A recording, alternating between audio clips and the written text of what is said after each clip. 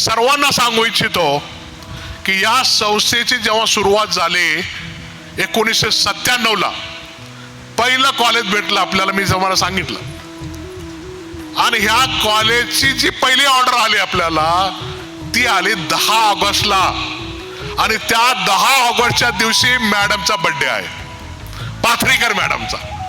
आणि म्हणून आपण पाथरीकर मॅडमचा जो बर्थडे आहे तो दिवस आहे, तो वर्धापन दिन म्हणून आपण साजरा करतो. सर्वांनी परत एकदा टाळ्या वाजवून त्यांचं आजच्या या दिवसाचं औचित्य मी थोडक्यात तुम्हाला माहिती या ठिकाणी सांगितलेली आहे. निर्मल क्रीडा व समाज प्रबोधन ट्रस्टच्या 29व्या वर्धापन दिनानिमित्त तसेच संस्थेच्या आदरणीय डॉक्टर सौ MD पाथरीकर मॅडम यांच्या वाढदिवसानिमित्त अभिष्ट चिंतन सोहळ्याचं आयोजन मोठ्या उत्साहात आणि थाटामाटात करण्यात आले.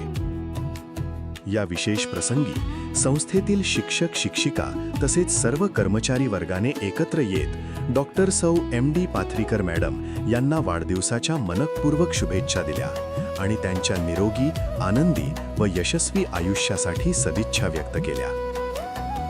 तसेच निर्मल क्रीडा व समाज प्रबोधन ट्रस्टने आजवर केलेल्या सामाजिक आणि शैक्षणिक कार्याचा गौरव करत संस्थेच्या उज्ज्वल भविष्यासाठी आणि आगामी वाटचालीसाठी सर्वांनी मनःपूर्वक शुभेच्छा दिल्या.